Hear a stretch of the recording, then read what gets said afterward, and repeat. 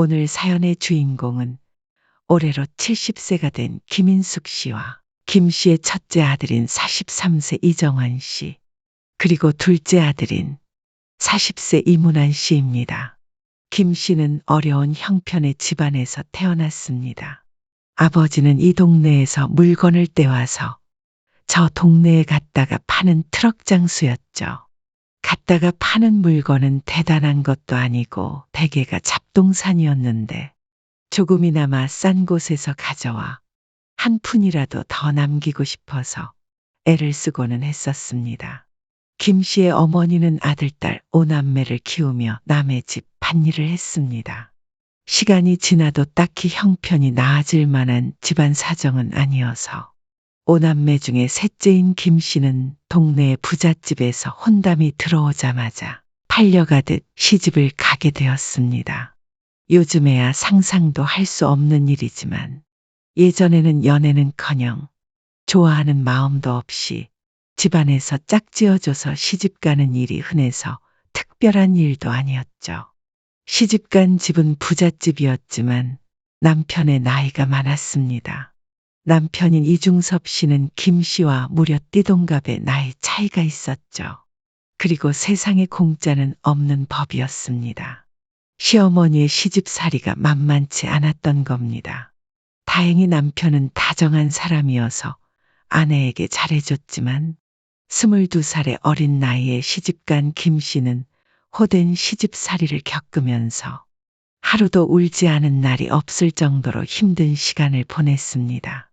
이런 사정을 모르는 친정 어머니는 가끔씩 편지를 보낼 때마다 그래도 딸이 밥은 굶지 않겠다며 좋아하셨지만 김 씨는 차라리 꽁보리밥에 신 김치 하나로만 밥을 먹더라도 편한 집에서 살던 시절이 그립다고 생각을 했습니다.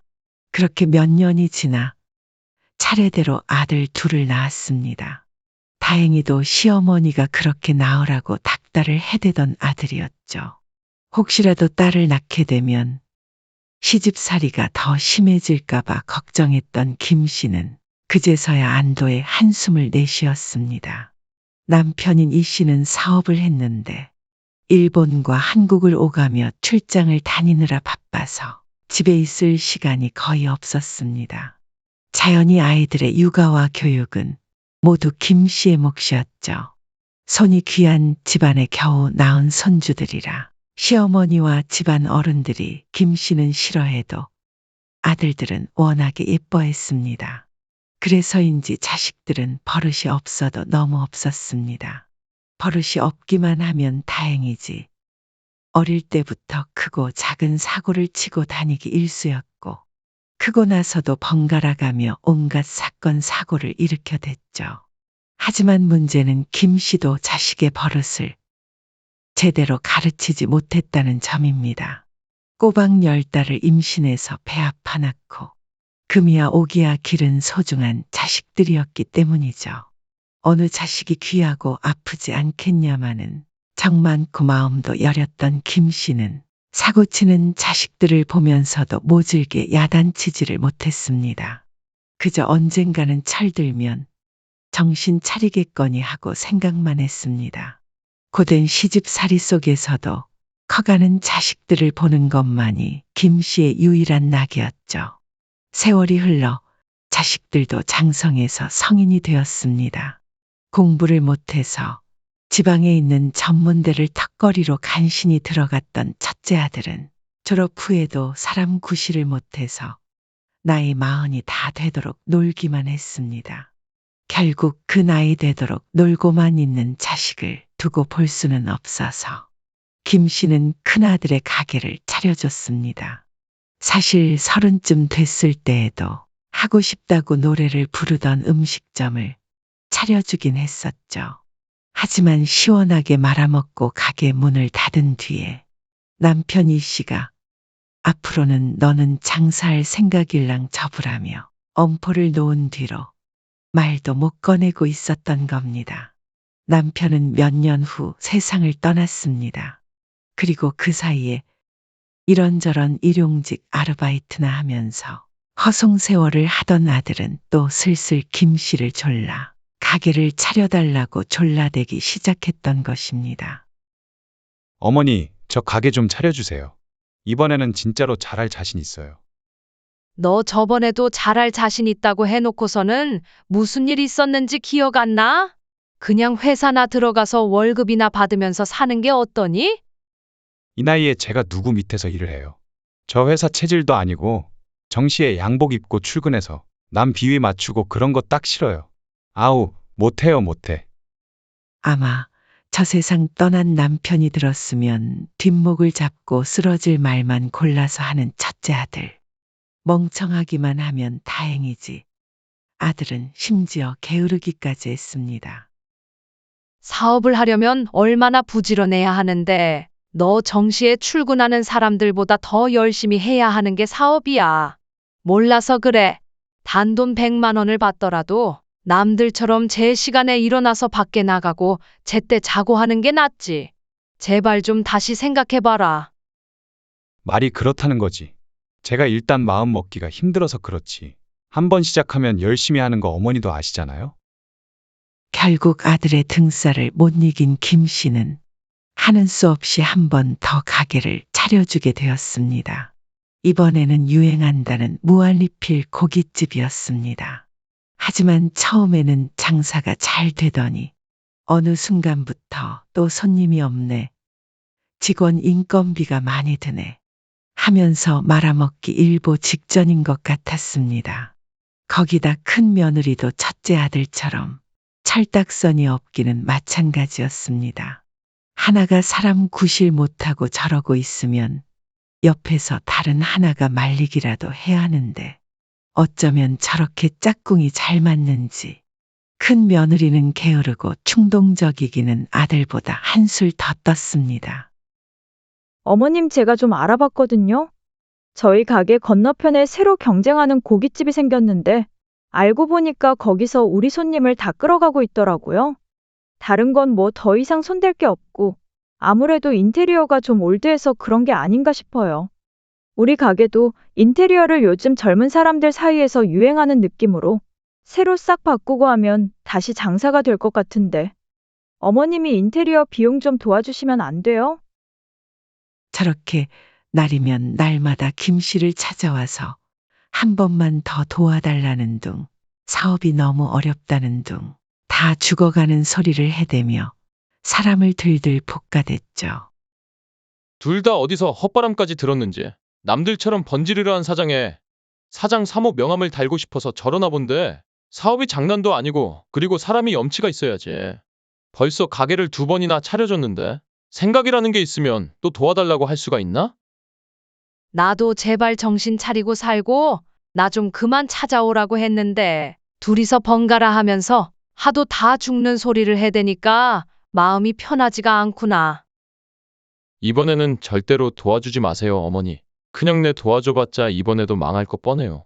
여기 있으면 계속 어머니 못 살게 굴 것 같은데 차라리 당분간 저희 집에 가 계시는 게 어때요? 우리 유나도 할머니 보고 싶다고 계속 그러고요.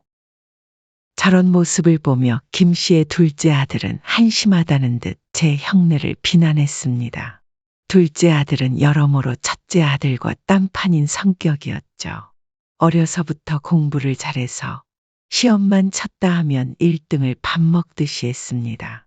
아둔한 큰 손주에게 내내 아쉬움을 토로했던 시어머니는 작은 손주를 보며 그래, 우리 집 씨가 이렇게 멍청할 리가 없지 하면서 둘째를 참 예뻐하셨습니다. 기대가 큰 만큼 아들이 하고 싶다는 공부도 실컷 시켜줬죠. 미국 유학까지도 말입니다. 아무리 집에 돈이 좀 있다고 해도 학비만 몇 억이 드는 미국 유학을 보내기란 쉬운 일은 아니었습니다. 거기다 생활비까지 생각하면 그동안 둘째 아들의 교육비로만 정말 억소리 나게 많은 돈이 들어갔습니다. 결국 유학 자금을 대기 위해 남편 이 씨가 조부로부터 물려받았던 땅까지 처분해가며 미국 유학을 보내줬죠. 그런데도 부모 은혜에 보답할 생각은커녕 둘째는 금수저를 물고 태어난 동기들처럼 집에서 많은 생활비를 보내주지 않아 생고생을 했다며 늘 불평 불만이 가득했습니다. 심지어 거기서 석사, 박사까지 하고 싶다고 부모를 졸라댔죠. 하지만 남편은 아들에게 딱 잘라 말했습니다. 내 대학 학비만으로도 우리는 부모로서 자식한테 할 만큼 해준 것 같다. 대학원 학비까지 대줄 여력은 없구나.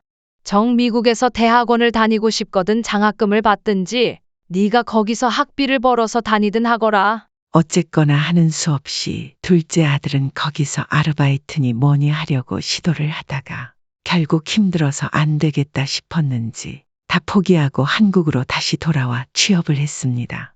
그래도 유학 경험이 있었고 머리도 좋은 편이라 전공을 살려 이름만 대면 모르는 사람이 없는 우리나라 굴지의 대기업에 취업을 할 수 있었죠. 하지만 취업한 이후로도 아들의 불평은 계속되었습니다.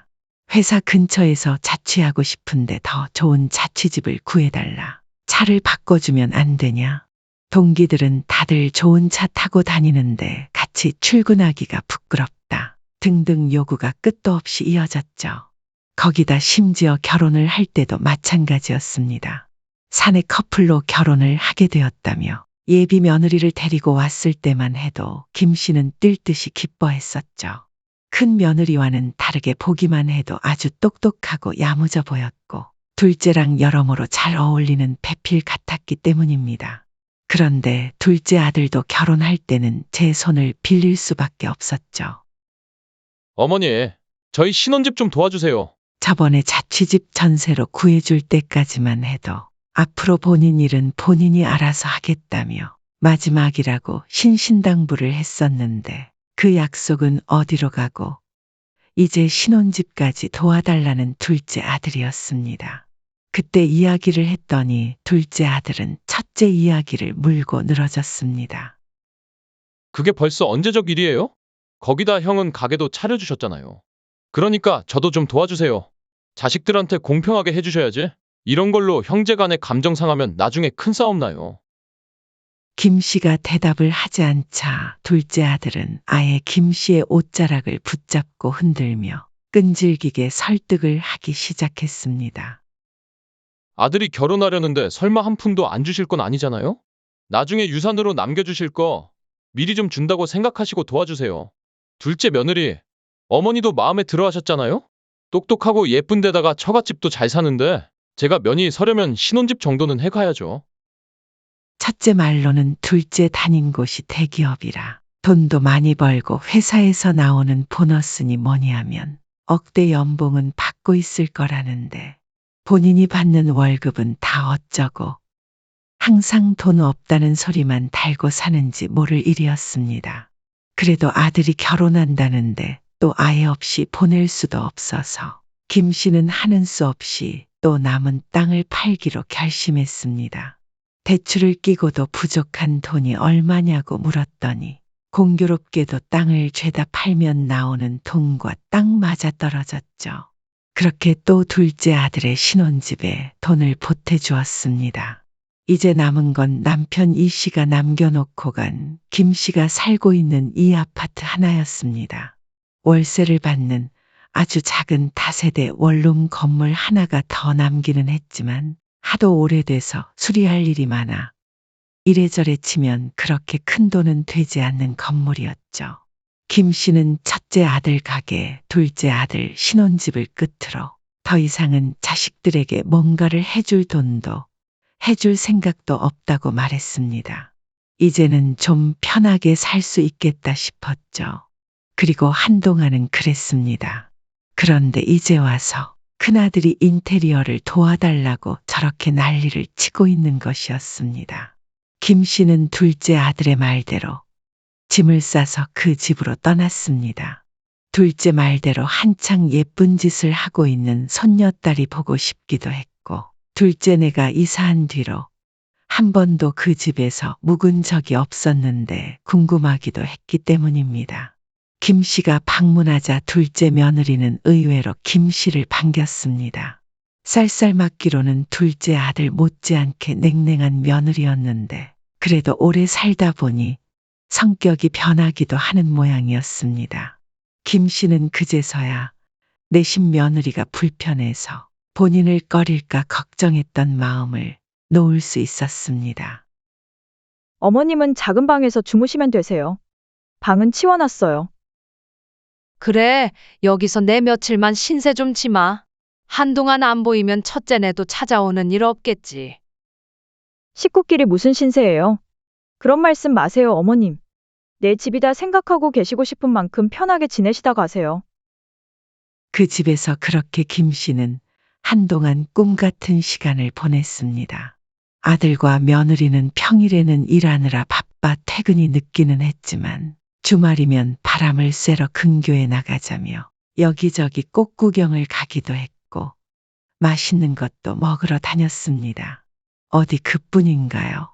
눈에 넣어도 아프지 않을 손녀딸도 할머니 할머니 하면서 애교를 피우고 귀여움을 떨었습니다. 둘째 며느리 밥상 받아볼 일은 살아생전 없을 거라고 생각했는데 살다 보니 이런 일도 생기나 싶었습니다. 지들도 자식을 낳아보니 부모 마음을 이해하게 됐나 보다 싶기도 했죠. 어머니, 여기서 저희랑 같이 지내는 거 불편하진 않으시죠? 불편할 게 뭐 있니? 너희 아버지 세상 떠난 뒤로 지금처럼 이렇게 마음 편했던 적이 없었다. 오히려 너희들이 불편할까 걱정이다. 이제 슬슬 집에 갈 때도 됐고. 이 사람이랑 의논을 해봤는데 어머니 아예 저희 집에서 함께 사시는 것도 나쁘지 않을 것 같아요. 어머니 나이도 있으시고 이제 저희가 모실게요.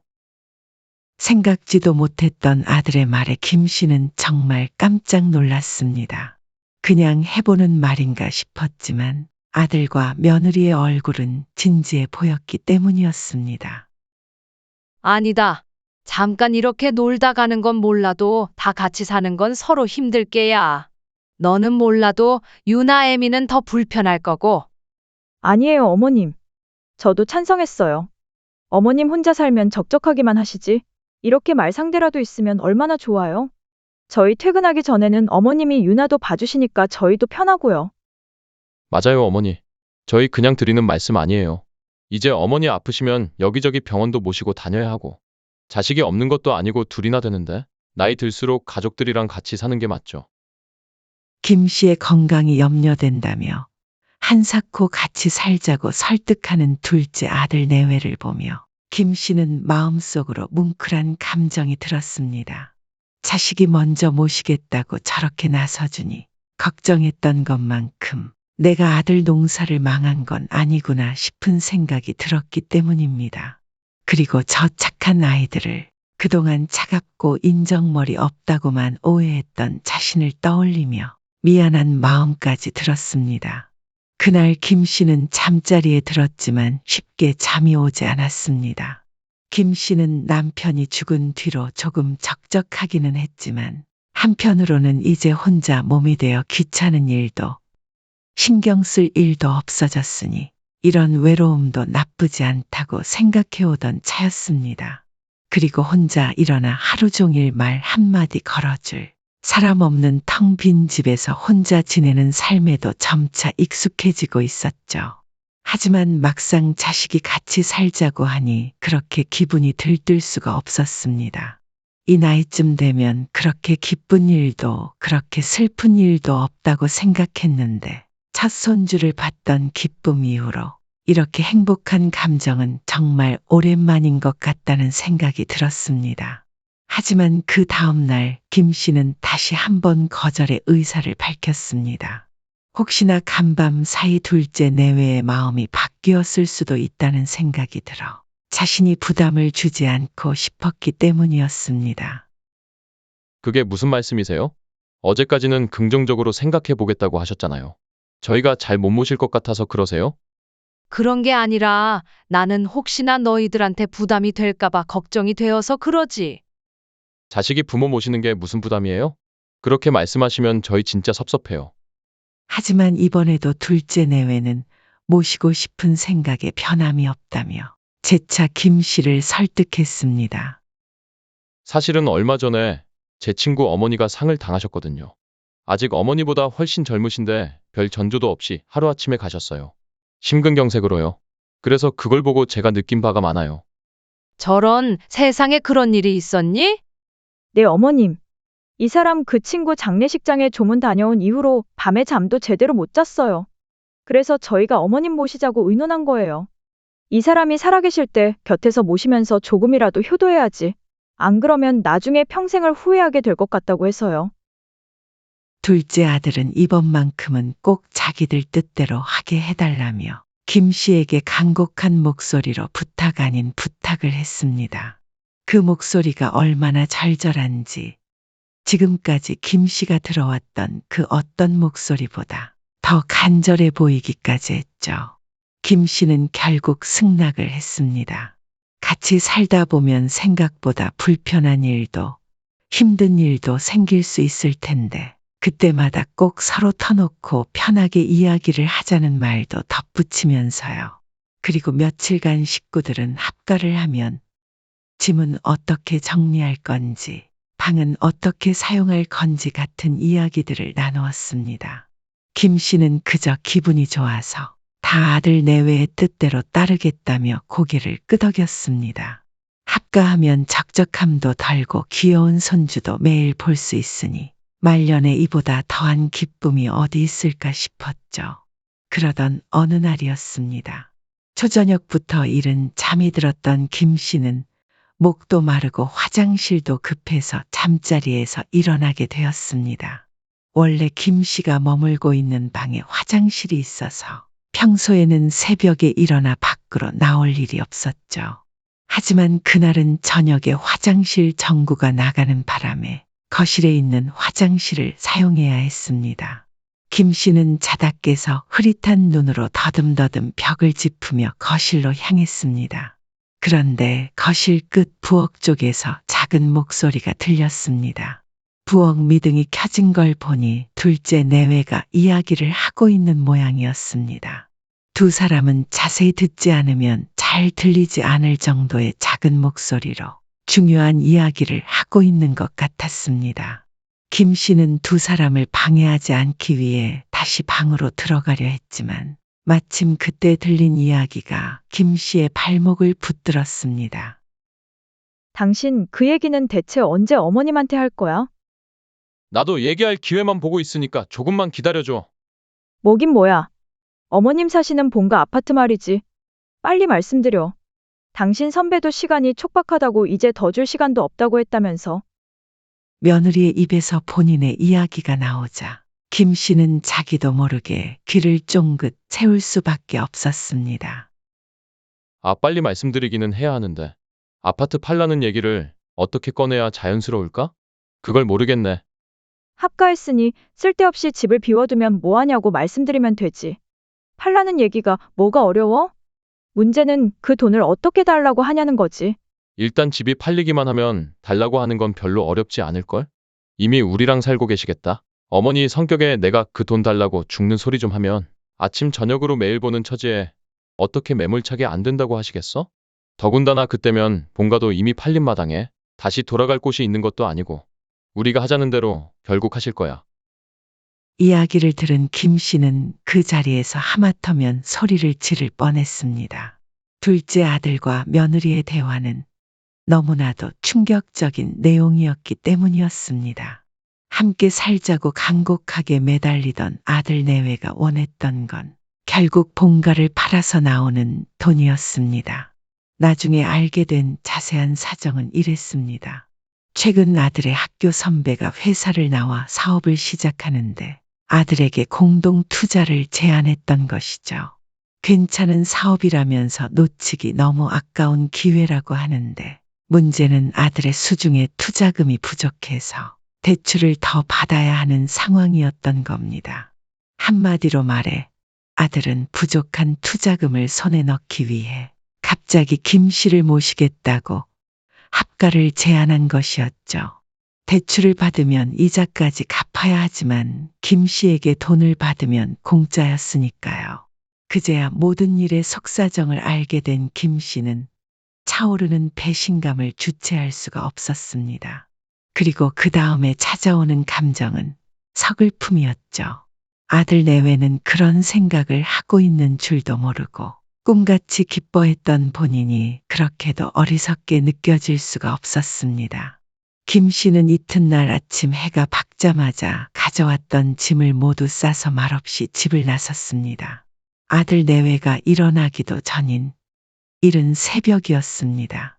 2시간쯤 지나자 뒤늦게 김 씨가 짐과 함께 사라진 것을 알게 된 아들에게서 황급히 전화가 걸려왔습니다.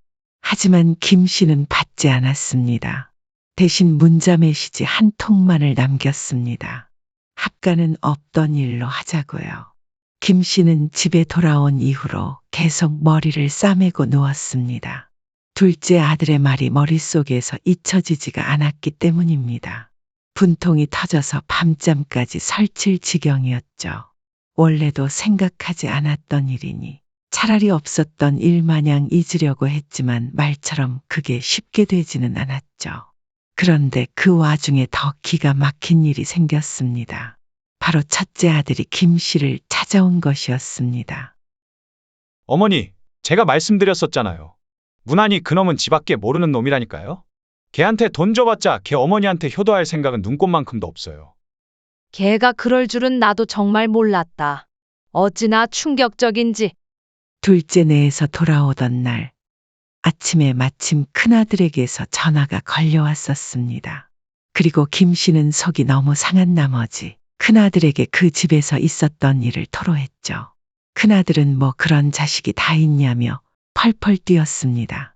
자신이 따끔하게 야단을 치겠다는 아들을 김 씨는 이 이야기는 그냥 못 들은 척하라며 말렸었죠. 큰아들이 찾아왔기에 속상한 절 달래주려 온 건가 싶었던 김 씨는 뒤이어 들려온 큰아들의 말에 다시 한번 할 말을 잃고야 말았습니다. 그러니까 어머니, 문안이한테 뭐 해줄 생각하지 마시고 그럴 돈 있으시면 저한테 좀 주세요. 저를 보세요. 바늘로 찔러도 피 한 방울 안 나올 것 같은 문안이랑 다르게 얼마나 어머니한테 살가워요? 어머니 나중에 나이 더 드셔서 결국 효도받으실 곳은 저밖에 없다니까요. 김 씨는 이제 어이가 없다 못해 참담한 심경이 되었습니다. 한바탕 저 앞에서 돈을 빌려달라는 말을 길게 늘어놓던 큰아들은 어머니만 믿고 있겠다며 집으로 돌아갔습니다. 둘째 아들과 김 씨의 사이가 멀어졌으니 이제 김 씨의 돈이 전부 자신의 것이라도 된 것 마냥 의기양양해 하면서요. 세상 기분이 좋아 보이는 큰아들의 뒷모습을 보며 김 씨는 이제 이대로는 안 되겠다는 생각이 들었습니다. 그리고 이튿날 김 씨는 두 아들과 며느리를 모두 본가로 불러들였습니다. 내가 너희한테 할 이야기가 있어서 다들 모이라고 했다. 먼저 첫째네 들어라. 다른 집 부모들은 한 번도 어렵다는 가게를 나는 한 번도 아니고 2번이나 차려줬다. 그만하면 부모로서 자식에게 해야 할 도리를 다 한 셈이야. 계속 나를 찾아와서 가게가 어렵다는 둥, 인테리어가 필요하다는 둥, 말도 안 되는 소리를 하는데 그건 내 알바가 아니니 앞으로 다시는 찾아와서 이상한 소리 하지 마라. 어머니, 어떻게 아들한테 그렇게 모진 소리를 하세요? 저희도 어머니가 많이 도와주신 거 알고 있죠. 그런데 기왕 도와주신 거면 끝까지 도와주시면 좋잖아요. 정말 이번 한 번만 더 도와주시면 다시는 이런 일 없다니까요. 저희 진짜 너무 어려워서 그래요. 2번이나 가게를 말아먹었으면 그건 너희가 가게 장사를 할 수완도 능력도 없는 게다.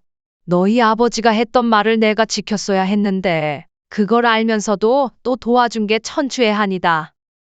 큰아들과 큰며느리는 자신들이 들은 말이 믿기지가 않는 눈빛이었습니다. 김 씨의 입에서 저렇게까지 단호한 이야기가 나올 거라고는 꿈에도 생각하지 못했기 때문이었죠. 큰아들 내외가 처음 보는 김 씨의 모습에 당황하고 있는 사이 김 씨는 고개를 돌려 둘째 아들 내외에게 말을 이었습니다. 그리고 둘째네 너희. 내가 그날 새벽에 너희가 하던 얘기 다 들었다. 이 아파트 팔아서 너희 사업 투자금 대달라는 거였지? 이러려고 나한테 합가하자고 했던 거냐? 어쩐지 평소에는 바쁘다고 밥 한 끼 먹기도 힘들던 너희들이 몇 주씩이나 늙은이한테 시간을 내주고 정성을 들인다 싶더라. 어머니, 그런 게 아니에요. 오해가 있는 것 같아요. 작은 아들은 그날 있었던 일은 전부 오해라며 변명 아닌 변명을 해댔습니다. 하지만 김 씨의 눈빛은 여전히 싸늘하기 짝이 없었죠. 눈치 빠른 작은 아들 내외는 얼른 노선을 바꿨습니다. 그럼 합가는 없던 일로 하고 대신에 월세 받는 다세대 건물이라도 넘겨달라며 애원하기 시작한 겁니다. 그 소리를 들은 큰아들은 자기가 더 급한데 어디서 선수를 치냐며 작은 아들의 멱살을 잡았습니다. 그 꼴을 보고 있던 김 씨는 우라통이 터져 더 이상은 참을 수가 없었습니다. 결국 김 씨는 모두에게 호통을 쳤습니다. 앞으로 내 인생에 자식은 없다고 생각할 테니까 너희도 나 죽는다고 해도 찾아올 필요 없다. 나중에 나 아프면 이 집이랑 그 건물 다 팔아서 요양원에 들어갈 거니까 모시니 많이 마음에도 없는 헛소리 하지 말고 당장 다들 나가거라. 어머니, 설마 진짜 그렇게 하실 건 아니죠? 어머님, 저희가 잘못했어요. 다시 한 번만 생각해 주세요. 저희가 다시는 어머님 속상하게 하는 일 없을 거예요. 내 일평생 실망할 일을 이번에 다 했다. 다시는 너희한테 기대하는 것도 바라는 것도 없으니까 앞으로는 속상할 일도 없다. 남아있는 건물이랑 집은 팔아서 내가 죽을 때까지 펑펑 다 쓰다가 갈 거야. 여태껏 아등바등 아껴서 너희한테 한 푼이라도 더 물려주려고 했던 게 내가 제일 속상한 부분이다.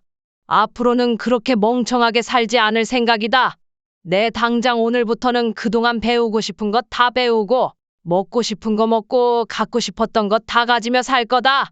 자식들 다 죽었다 치고 니들한테는 10원짜리 한 푼도 안 남기고 갈 생각이니까 너희들도 내가 죽었거니 생각해라. 어머니, 잘못했어요, 어머니. 제발요. 맞아요, 어머님. 뭔가 오해가 있는 거예요. 오해는 풀면 되니까. 오해는 무슨 오해? 니들의 속내를 내가 다 알게 됐는데? 자식이라고 다 퍼준 내가 잘못이다.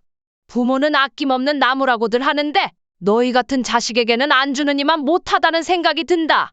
이제 남은 돈은 내가 다 쓰고 죽을 거니까 니들은 니들 알아서 살아라. 아들과 며느리들은 김 씨가 유산이라고는 땡전 한 푼 안 남기고 펑펑 쓰다 죽겠다는 말에 기겁을 했습니다. 그리고 그제야 눈물 콧물 다 흘리며 애원하기 시작했죠.